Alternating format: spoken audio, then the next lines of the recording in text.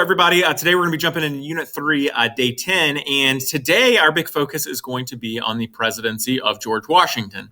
And you're going to see that with the presidency of George Washington, that really it becomes a focus on the creation of the first two political parties, and we'll get into and discuss why exactly that Washington's presidency kind of turns out the way it does. But remember, Washington is the first president. He's going to be the one that's going to set a lot of the precedents during this time, and also he kind of gets to pave the way in a lot of ways for the people that would come after him. So let's jump right in. So implementation of the Constitution. Of course, the Federalists being the major people that are behind the creation of the Constitution, they would sweep the election of 1788, which is going to be our first election under the Constitution, and they would win 44 House seats. You're going to have anti-Federalists win only 8 seats. And again, these were not organized parties at this point. This is just which side, basically, each candidate said that they were on. Washington, he would win the presidential election very, very easily. And again, he is not defined as being under a specific political party. He hated political parties. So they don't put him as a Federalist or an anti-Federalist. He's just George Washington. Washington would ask Congress to reestablish the existing executive departments that there had been under the Articles of Confederation. So the State Department, the Treasury, and the War, which today we call the Defense Department. And these departments would also make up being part of his cabinet. Now, one of the big things that Washington insisted on was only the president could remove appointed officials from office. So, for example, he appoints the Secretary of State. George Washington says, look, I don't want, the Senate gets to approve who I put in these positions, but I want to be the president to be the only person that has the power to remove them. Now, I bring that up because later on, when we get to the presidency of our 17th president, Andrew Johnson, this is going to be something that is going to come up and be pushed. But you're going to see that's what Washington wanted, and that is what Congress agreed to do with that. And one of the other things that had to be done is the establishment of courts. So under the Judiciary Act of 1789, Congress was given the task of creating a national court system. Under the Judiciary Act, they would create the federal district courts in each state. They would make 3 circuit courts to hear appeals, and also allow appeals to go to the Supreme Court on federal legal issues. And this meant, in reality, that these national judges would determine the meaning of the Constitution. They would establish really what the Constitution meant in the United States. And that's why these judges are going to be very, very important. And even today, why people put such an emphasis on these federal judges, because what exactly they mean as far as interpreting the law of the land. Now, we're going to get to the point now of contrasting visions. You're going to see Thomas Jefferson and Alexander Hamilton, 2 people who had worked together before very closely, but they have very different views of what they see the future of the United States looking like. So with that, you're going to see that really Washington's presidency is going to be defined by the arguments between these 2 guys and how Washington interpreted those, and then how he acted off of their arguments. So Washington's first government here, you see John Adams, his vice president. Thomas Jefferson would be the Secretary of State. Secretary of Treasury would be Alexander Hamilton. And then you can read the other ones there. You might be wondering, why isn't James Madison on there? James Madison actually elected to run for the House of Representatives here in Virginia. And almost as a way of getting back at James Madison, Patrick Henry tried to undercut his efforts to win a seat to the House of Representatives here in Virginia. James Madison, though, was able to get that seat. So who is Alexander Hamilton? He had been born in the Caribbean out of wedlock to a single mother. He was eventually orphaned. During the Revolutionary War, he had been a senior aide to George Washington. So George Washington was very, very familiar with Alexander Hamilton and would have considered him a friend. Alexander Hamilton would later go on to become a representative for New York in Congress. Or a representative for New York. He wouldn't be in Congress, but under the old articles, he would be.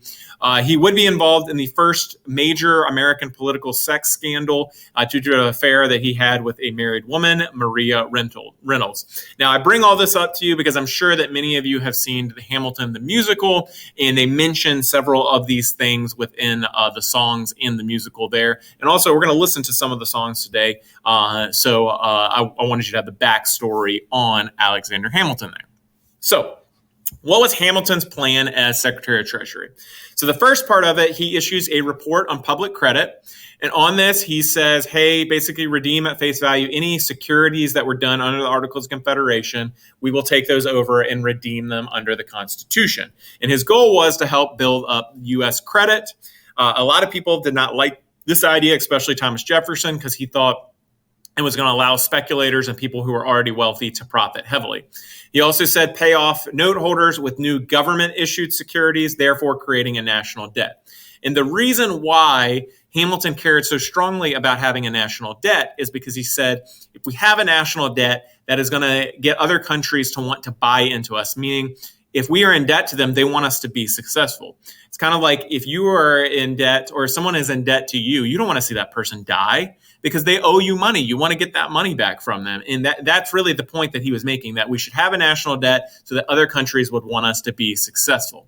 Another big part of this, which is a part that Jefferson absolutely hated, was the assumption of the states' war debts. Basically, to help the states get out of debt from the American Revolution, the federal government would take on those debts. Now, some states like Virginia had already paid off their debt. So they didn't like this idea at all. And you're going to see even Thomas Jefferson didn't like it because Jefferson said, wait a minute, if the state is indebted to the federal government, then that gives the federal government more power, and he did not like this. As a way, though, of getting this plan pushed through, and to please Virginia and Maryland, Hamilton would propose moving the capital of the country to the banks of the Potomac River, which would be Washington, D.C. today, which at that point was basically just a swampy area, land that neither Virginia or Maryland really wanted, and that's why it would be moved there. But again, moving it out of Philadelphia and out of the north into a more central location. So Hamilton would get the votes for this plan. Second part of the plan would be to create a national bank. And in this, he would issue a second report asking for a bank that would be owned by private stockholders and the national government. And again, he said this would be needed to give us financial stability as well as to provide and give us currency, respect to currency. And again, the big thing is providing us some sort of legitimacy around the world. So Congress would agree to start with chartering the bank for 20 years. So Washington agrees with Hamilton on this. Jefferson and James Madison, remember we talked about James Madison was a Federalist at the Constitutional Convention, but you're going to see that he starts to side with Thomas Jefferson in this because Madison says, look, this plan is unconstitutional. It doesn't say in the Constitution that we can create a national bank, so why are we doing that? Now, Hamilton would refute that by going back to Article 1, Section 8, which is known as the necessary and proper clause that says Congress can make all laws which are necessary and proper. He says it's necessary that we have a bank, and so we should be able to create it under that. And this is going to come down to an argument that we are still having today, which is a strict versus a loose interpretation of the Constitution. A strict, which is what Thomas Jefferson believed, is that you read the Constitution and you take at it the face value of exactly what it says. We don't go beyond what the Constitution says. We read it exactly as it is written. Loose interpretation says, well, there's some fuzzy areas in there, such as the necessary and proper clause that is kind of vague in some ways, so we should be able to act under that. And you're going to see that's going to be really the central sticking point of Thomas Jefferson versus Alexander Hamilton is their interpretation of the Constitution and what that would look like. But again, Washington would go with Hamilton in this and would create a national bank. Part 3 of this would be in order to raise revenue, Hamilton would push for Congress to put in several domestic taxes, including a duty on whiskey. We bring that one up specifically because that's going to come back and be an issue.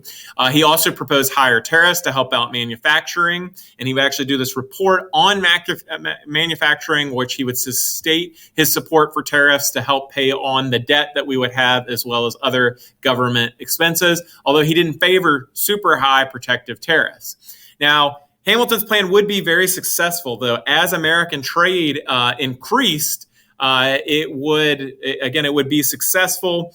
You're going to see the government is going to be able to sell land at a lower price because of the money that they were making off of tariffs and that kind of thing.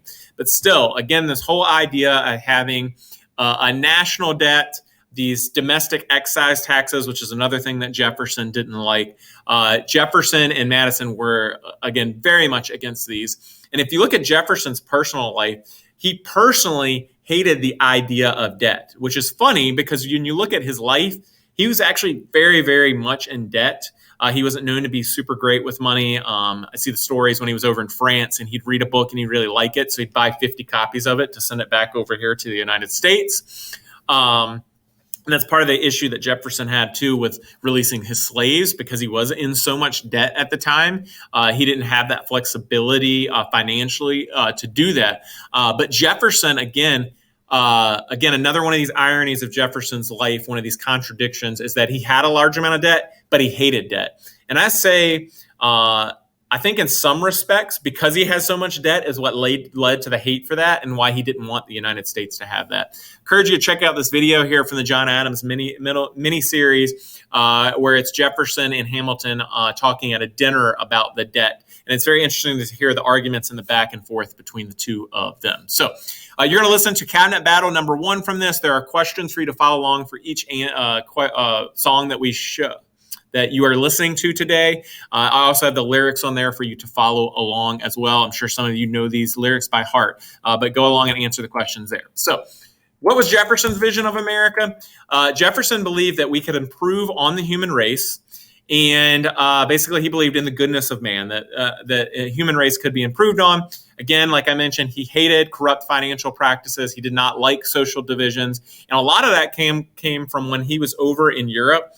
He saw what the conditions were like for people that worked in factories there, and he didn't want that to come back here. He looked at the work conditions there, but also the fact that most of them were in extreme poverty, and he didn't want that. So his vision for the United States was, he said, America should be a society based on free labor, and not just a society, but an agricultural society. He saw our vision as our future as being in agriculture.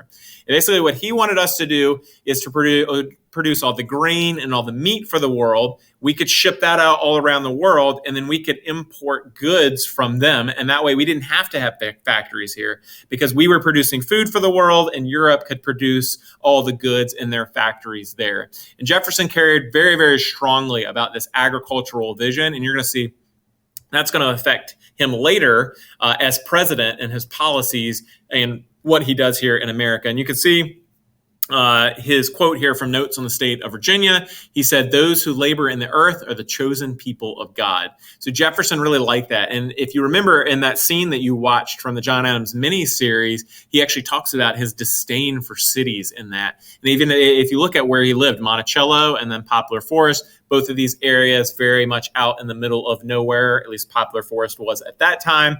And again, he didn't like cities. He wanted agriculture. He wanted that for the future of the country. Now, another thing that's going to come up and it's going to be an issue is the French Revolution, which had started in 1789. You're going to see that King Louis XVI and his wife Marie Antoinette had both been executed, and France would be in a state of chaos. Now, the effect that this would have on the United States would be pretty big, because you're going to see the French Revolution is going to have an impact on our politics for George Washington, John Adams, Thomas Jefferson, James Madison. All of them are going to have to deal with the French Revolution and the issues caused by the French Revolution in France. So you're going to see, as much as we at the beginning of the country wanted to stay out of other countries' business, really we kind of get pulled into that. Now, Thomas Jefferson is going to be somebody who very much supports the French Revolution, at least at the beginning, because he had been in France and he saw the French Revolution as an extension of the American Revolution. And again, so he's going to be supportive of this. Alexander Hamilton is not. He's going to kind of side with Great Britain in this, because as we know, the French Revolution turns into a Britain versus France thing, like most things do at this point in history. So that's going to have an issue that George Washington is going to have to deal with. So you're going to listen to song number 2 here, Washington on Your Side. Also, you're going to listen to Cabinet Battle number 2 and answer those questions as well, which are going to bring up questions of the French Revolution. So 1793, Washington decides to issue a proclamation of neutrality, basically saying, look, we're staying out of the French Revolution. And the reason he wanted to do that is so that we could trade with both Britain and France in this. Again, Thomas Jefferson is really disgusted with this, because he says, look, we are letting down France. France came and supported us in our revolution. Why aren't we supporting them in theirs? But Washington saw the course of neutrality being the better course to go on. during this time. Now, you're going to see northern seaports, southern farmers would benefit a lot from this because, again, we could trade with both sides, which is going to work well as long as we can actually trade with both sides. Later on, this will be an issue because both sides basically start causing issue with trading. If you think about it, if somebody's trading with your enemy and helping them, giving them goods and that kind of thing, you're not going to be super happy about that. And that's where we're going to eventually get to. So American opinion on the French Revolution, you're going to see at the beginning, a lot of Americans did support it because they saw it's similar to the American Revolution in adding a constitutional government, one that better represented the people. But by 1792, a lot of Americans are going to be very, very leery of the French Revolution. They were happy to see the king fall. Even though a lot of Americans were unhappy with seeing the king beheaded. They didn't like the violent path that went on. And you're going to see also that a lot of people were not happy with the French government's rejection of Christianity. The new government that France would put in place, they were not happy with that as well.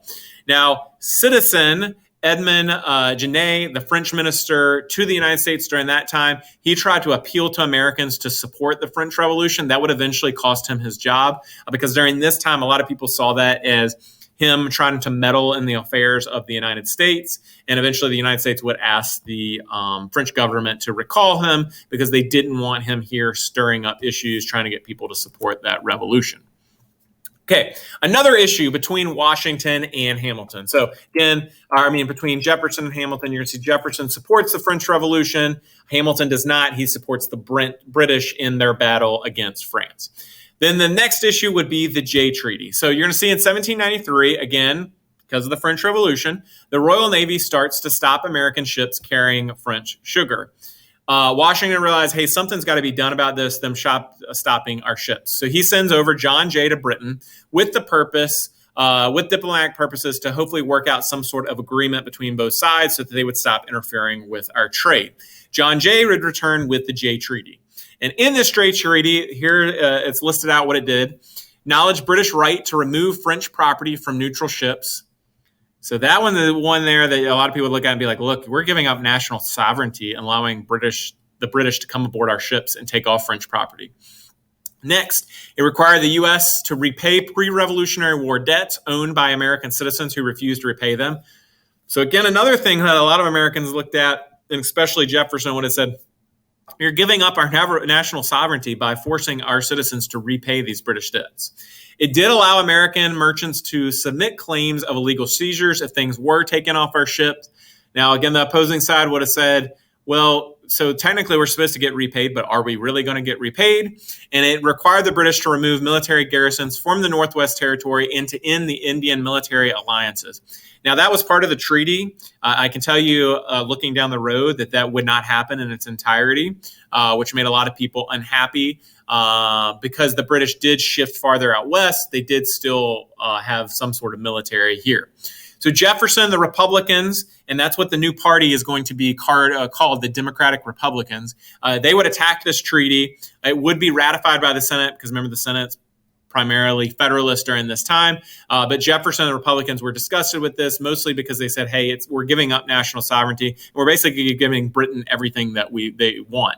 And the way that Jefferson viewed this is, again, Washington, in a roundabout way, is siding with Hamilton because Hamilton is more pro-British with his views, and Washington signs on with this, which, again, gives a lot of concessions to the British. So after the passage of this, and Jefferson basically looks at this and says, look, Washington is constantly siding with George Washington. Washington's constantly siding with Alexander Hamilton. I don't know what my role is in this cabinet anymore. So in private correspondence, you're going to see Washington and Jefferson had discussed the disagreements between the two sides of those. And you can read this Jefferson quote in one of these letters to Washington. He's talking about Hamilton. He said, his system flows from the principles adverse to liberty and was calculated to undermine and demolish the republic by creating an influence of his department over the members of the legislature. So Jefferson, in response to everything that happened at this point, he says, I am retiring, and he decides to go back to Monticello. He did continue to correspond with James Madison and others about politics, but as a result of this, you're going to see he does have a falling out with old friends such as Washington and John Adams. And you'll see that the relationship will get very strained, especially with him and John Adams. And eventually, after John Adams' presidency, you're going to see him and Jefferson don't talk at all anymore. I mean, it's a good 20 years before they begin talking each other. But his relationship was strained again over politics and these issues. So that brings us to 1794. Remember, we talked about one of the excise taxes was on whiskey. You're going to see that in Pennsylvania, you're going to have what is known as the Whiskey Rebellion. Farmers in Western Pennsylvania would rebel. They were unhappy with Hamilton's excise tax on whiskey and other spirits. The tax had caused prices to go up and cut the demand for corn whiskey, which had been grown in big numbers in Western Pennsylvania there. Farmers started attacking the local tax collectors and the authority of the American government. So really, what you're seeing here is a Shays Rebellion Part 2 happening in Western Pennsylvania. So the question now was, what is the government going to do about this? We've given this federal government more power. Now, how are they actually going to use that? So with that, you're going to see that President Washington, the only time in American history that this has happened, that a sitting president would do this, he would raise a U.S. Army, lead the army of 12,000 troops into Pennsylvania and disperse the rebels. There actually didn't end up being any actual fighting between the two sides. But again, it showed the power of the federal government in this situation, that the federal government could bring in the military to put down this rebellion. And I just think it's really cool thinking about George Washington as the president of the United States riding into battle. I don't know if you can imagine any of our more recent presidents, Trump, Obama, Bill Clinton, George W. Bush riding into battle. I don't think it has the same look as it does of President Washington riding into battle. Now, with this Whiskey Rebellion, you're going to see that some people that are more skeptical of the government and Alexander Hamilton and some of his opponents said, look, Hamilton planned this. He wanted there to be a rebellion so that he could show the power of the federal government. He was hoping this was happen. And again, that's just politicians talking and being skeptical of the side that they distrust. Some other events that would happen during Washington's presidency, you would have the Battle of Fallen Timbers, which would happen in basically outside of Toledo, Ohio, where the U.S. Army would defeat a Western Confederacy of Indians. And the next year, you're going to see the Indian chiefs would agree to surrender any claims that they had to the Ohio Territory. You'd also have the Pinckney Treaty, which had been negotiated by Thomas Pinckney, the U.S. minister to Spain. He would negotiate this treaty with Spain, which opened up the lower Mississippi River and New Orleans to American trade, but also it accepted the U.S. claim to that northern border of the Florida Territory at the 31st parallel there, which you can see on the map. So those are some other things of domestic interests that would happen here. The first party system, again, a lot of Americans still did not like political parties. They thought that political parties were very unnecessary and dangerous. And even though with that, you're going to see that the people start to take sides. And in this, you're going to see that the Southern farmers and Western farmers and Scots-Irish, they start to support this new Democratic Republican ideal. And merchants, creditors, and artisans in the Northeast would support the Federalist ideal. And by 1796, you're going to have both sides, the Federalists and the Democratic Republicans, start organizing conventions and public festivals. And really, you're seeing the birth of these first two political parties. If you've ever wondered why we celebrate some of the holidays that we do, the Federalists are actually the first to celebrate Washington's birthday. Again, Federalists viewed Washington as a Federalist, so they started supporting and celebrating his birthday, while Republicans celebrated the 4th of July, the birth of our country, but also remember who led the Republicans, Thomas Jefferson, Declaration of Independence. So this is going to be the first party system, the Federalists versus the Democratic Republicans, which is often shortened to just the Republicans. And as you can see there, we already talked about mostly Northern Federalists supported Hamilton. Southern Federalists started to turn to this new party, the Democratic Republicans, and you have the birth of the first two political parties there. And we've talked about the differences. Federalists for a strong national government. They wanted manufacturing and trade and a loose interpretation of the Constitution. The Democratic Republicans, led by Jefferson, wanted a strong state government, wanted to encourage farming and an agricultural-based economy, and supported a strict interpretation of the Constitution. Now that brings us to 1796, Washington's farewell address. In this farewell address, he's going to make some very, very key points. And sadly to say, we haven't followed most of these. But one, he says, He argues for the preservation of the Union. He could already see the differences that were happening between the two sides in our country and was concerned about that. So he said the name of American in your national capacity must always exalt the just pride of patriotism more than any appellation derived from local discrimination. Again, he wanted the country to stay united as one. He does a big warning about the danger of factions, political parties. He did not like the idea of political parties, and he disdained it because he saw it as being bad for our country. And I would say even most people today, if you ask them, what do you think about political parties? They would agree that political parties are bad for our country. And that's how Washington viewed it. Again, obviously, that wouldn't be really followed because, quickly thereafter, we would have our first political party. He argued about the value of religion and morality, and this is going to be an argument that you're going to see our founding fathers would make over and over. John Adams was the one that argued about the value of religion and morality within society. He said that those are very important supports to our country being successful as that. And then the last thing that Washington warned about was our role in the world. And he said, we need to stay clear of permanent alliances with any of the foreign world. He looked over at Europe and saw France and England were constantly in a state of fighting and all the fighting over there. And he said, look, we need to stay out of that. We need to stay clear of these entangling alliances with other country and kind of remain to ourselves over here. And you're going to see that this would really remain kind of our foreign policy. Really, you could say almost to World War I is when we really break free of this idea of staying involved in world affairs. Now, we would very much be involved in world affairs, mostly in North and South America. But you're going to see that for the large part that people that we did stay out of, other countries' business until really World War I, and that's really where we pushed onto the scene and have been very involved in the world stage ever since. But again, Washington was worried about that. And like I said, unfortunately for us, really at least two of these we definitely have not followed anymore, which is steering clear of the permanent alliances and not having political parties that Washington did not like. So last thing that you're going to do is assess the positions of Jefferson and Hamilton and determine what person that you would be more likely to support.